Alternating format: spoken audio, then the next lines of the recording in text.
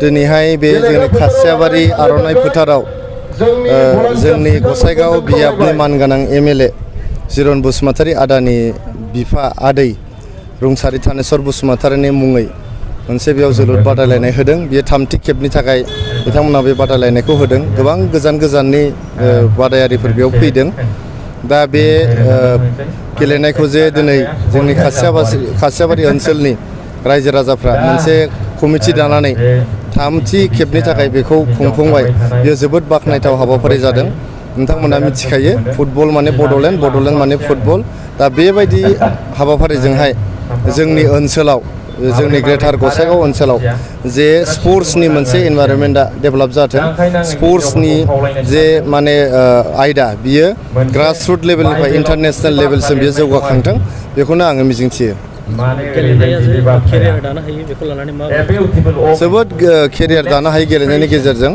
दिनैनि थारिखाव नोंथांमोना नुदों गेलेनायानो बयनिफ्रायबो माने गिदिरसिन माने केरियार दानायनि लामा, बियो साबसिन केरियार दानाय लामा। गावनि देहाखौ मोजां खालामनायजों लोगोसे, साननाय हनायखौ मोजां खालामनायजों लोगोसे, फेग्रा मुवा बेसादनिफ्राय जानगाराव थानायजों लोगोसे बेयाव केरियार दानो हायो। गोबां दा प्रफेसनेल फुटबल क्लाबफोर ओंखारबाय, बेयाव थानो हायो। स्पर्ट्सनि गेजेरजों, फुटबलनि गेजेरजों गोबां पुलिस बिफान, रेलवे बिफान, बेंकिं बा गोबां बेबायदि सेक्टरावहाय पाब्लिक आरो प्राइभेट सेक्टराव साख्रि मोननो हायो। बेजों लोगोसे जुदि जोङो नेसनेल इन्टारनेसनेल लेभेलावहाय गेलेनो हानाय रोंगौसार जायोबा बेवहाय आरो साख्रि बाख्रि लानांनायनि खोथा गैया। मोनफ्रोमबो गेलेनायनि गेजेरजोंनो आरजिनो हानायनि राहा लामा जों लानो हायो। बेखायनो जोङो स्पर्ट्सआव जोबोद गोसो होनांगौ।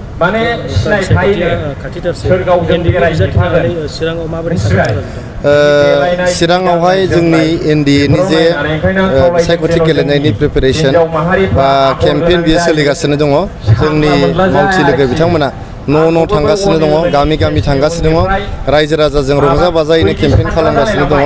जेबो कन्टेस्ट गैया सिडलियावहाय। जोंहा इउपिपिएलनि जे बिजाथि, एनडिएजों सापर्ट होजानाय, बिजेपि एजेपि सापर्ट होनाय इउपिपिएलनि बिजाथि आदा निर्मल कुमार ब्रह्मआ गोबां बिबांनि फारागथियावहाय बे बिसायख'थिखौ देरहागोन, खुनु कन्टेस्ट गैया। बाव मेनलि फिसा फिसौ मोनसे माबा जागोन, फ्रेन्डलि कन्टेस्ट जागोन। बे फ्रेन्डलि कन्टेस्टआ जोंहा बिपिएफ आरो इउपिपिएलनि गेजेरावनो जागोन। आरो नोंथांमोना मिथिगौ बिपिएफआ गावसोरनि मावथिफोर आरो गावसोरनि माखासे भटारफोरखौ हमथानो थाखायसो गेलेदों, देरहानो थाखाय गेलेयाखै। आंनिनो आंगोनि बिफा रुंसारि थानेश्वर बसुमतारी गोसोखां फुटबल बादायलायनायखौ थांनाय 2022 मायथाइनिफ्राय बेखौ दिनैसिमहालागै कन्टिनिउ रानिं 3 इयार्स होनाय जादों।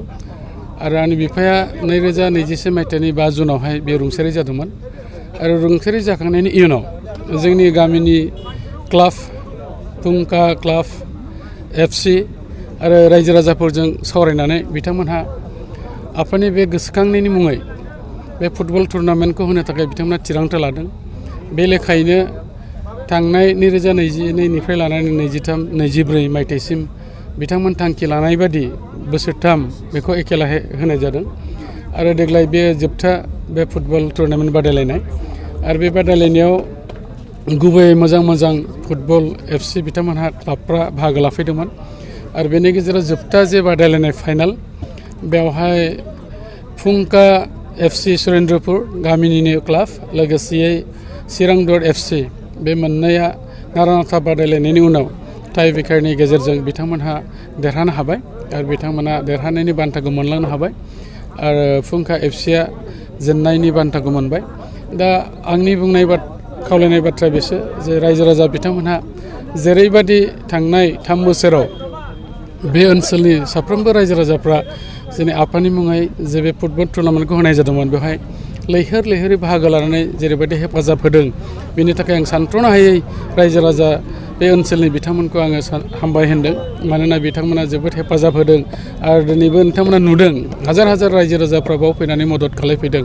गतिके आंनि गोसो गोरबोआव अरायसम बिथांमोननिसिम अनसायनाय आरो खुलुमनाया थागोन। आरो लोगोसे बिसेसकरि गामिनि रायजो राजाफोर आरो गामिनि फुंखा क्लाब एफसिखौ आं जोबोद गोजोननाय जासिदों। दैदेनगिरि बिथांमोनखौ, बिथांमोना 3 बोसोर कन्टिनिउ बे हाबाफारिखौ लानानै मेहेरगोनां खालामनायनि थाखाय। आरो मिजिंथिबाय जिहेतुके दिनै जोबनाय मोनसे बे खेला जाबाय।